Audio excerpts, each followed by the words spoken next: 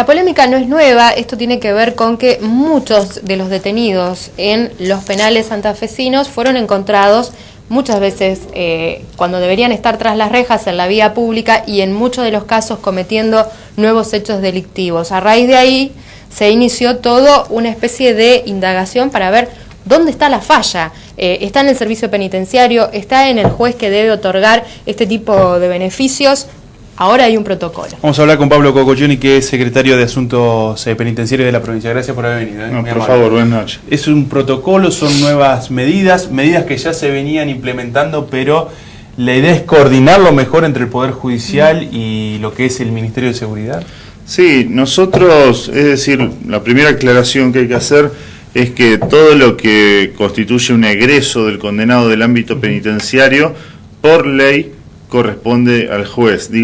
Hago esta aclaración porque la ley penitenciaria anterior, por ejemplo, otorgaba al director de la cárcel la posibilidad de autorizar un egreso. Claro. Esto en la década del 90, el año 96, con la ley de ejecución actual, se corta. O sea, todo lo que sea salir de la cárcel tiene que estar la autorización judicial. Que es por un juez de sentencia, digamos, de ejecución penal. Por un juez de ejecución, o en el caso del sistema nuevo, por un juez del colegio de jueces de primera instancia, que hace las veces de juez de ejecución. El sistema nuevo un poco desaparece esto de el juez adentro de la cárcel. Claro.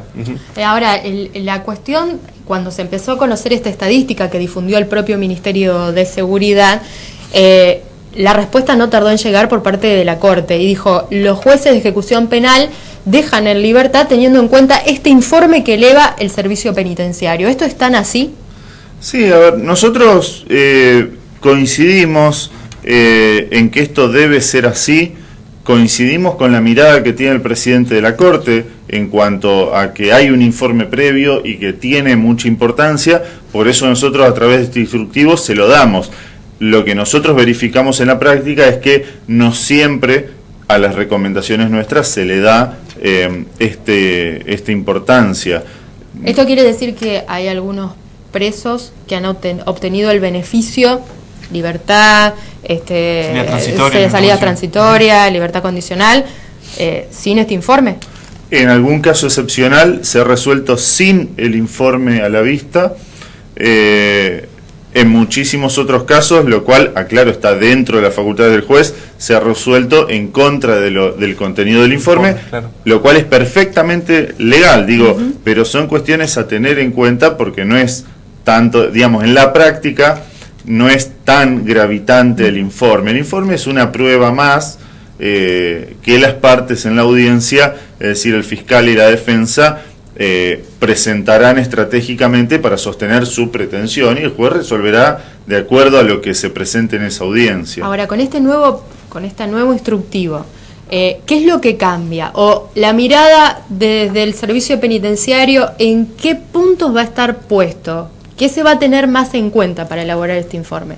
Nosotros tratamos de influir en lo que está a nuestro alcance influir, que es la etapa previa a que llega al Poder Judicial, es decir, toda la etapa administrativa, el informe del organismo técnico criminológico, el informe del Consejo Correccional y finalmente la opinión del director de la unidad, que es, digamos, el representante, si se quiere, la máxima autoridad penitenciaria en una cárcel es el director. Entonces, nosotros lo que le decimos al director por escrito en un instructivo es una especie de un conjunto de recomendaciones. Esto no tiene carácter normativo, no es nada por el estilo, pero lo que nosotros le indicamos a los directores es presten atención a situaciones que históricamente han sido indicadores de fracaso en el régimen, es decir, por ejemplo, el condenado que ha obtenido, teniendo conducta ejemplar y todos los requisitos legales, ha obtenido salidas transitorias, en una de esas salidas comete un nuevo delito, vuelve a la cárcel, es condenado por ese nuevo delito, vuelve a tener conducta ejemplar. La segunda vez ya hay que preguntarnos en qué medida esa conducta ejemplar refleja, porque aparte acá la ley le dice al director, usted tiene que evaluar, opinar sobre el efecto positivo de las salidas.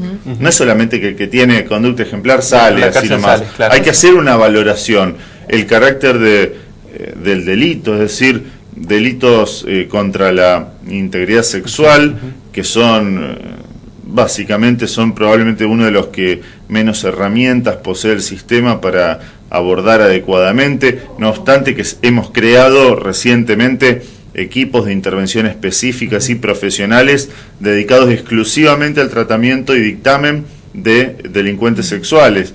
Pero sabemos que en estos casos es muy probable que la conducta dentro del establecimiento no refleje la conducta fuera. Entonces, lo que decimos, bueno, bajemos la lupa sobre estos casos específicos.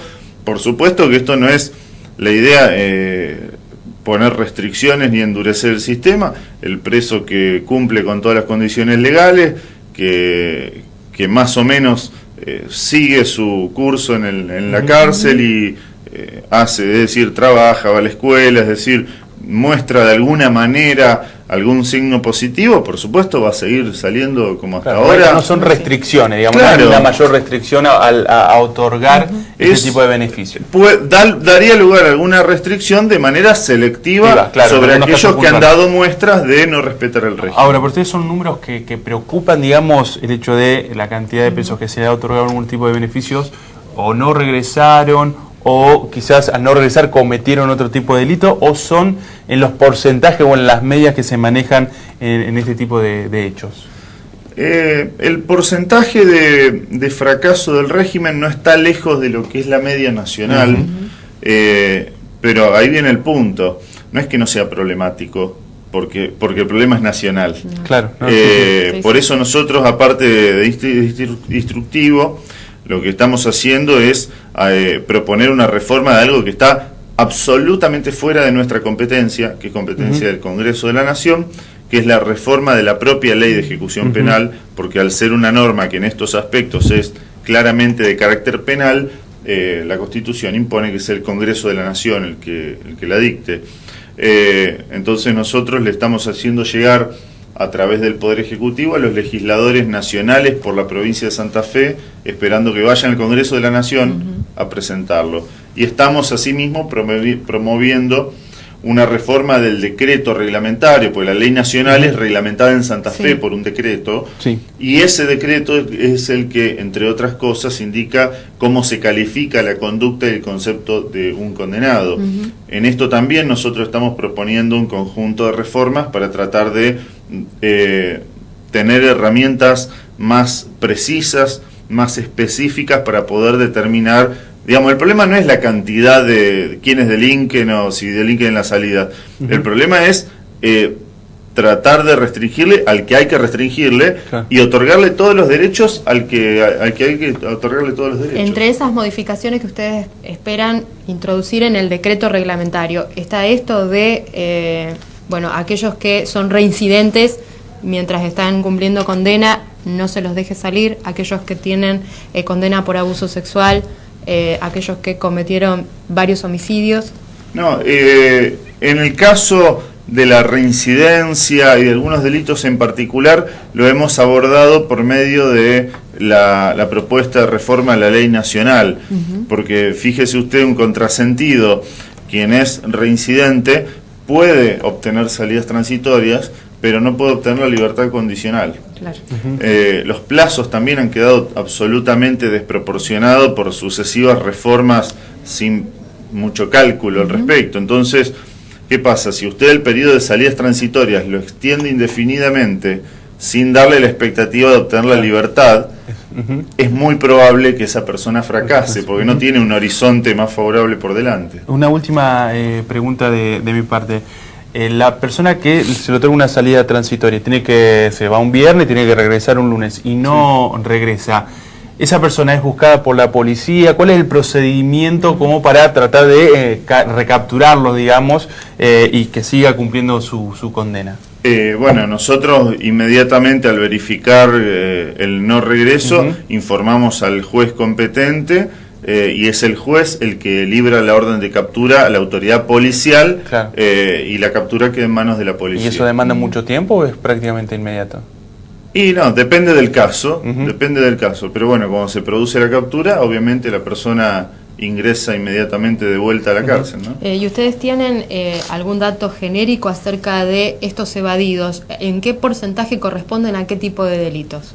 No, la verdad es que hay de todo. Normalmente la mayoría responde al mismo patrón que la mayoría de los presos, porque también es cierto que la mayor parte de quienes están presos lo están por delitos contra la propiedad, en algunos casos con armas, pero básicamente delitos contra la propiedad. O sea, los evadidos son generalmente personas que han asaltado, Sí. robado, y que son muchas La veces... mayor parte del sistema penitenciario lo ocupan estas personas, sí. Cocochoni, gracias por venir. No, por favor, ustedes. Bueno, nueva pausa en 6 de Noticias, segunda edición, ya regresamos.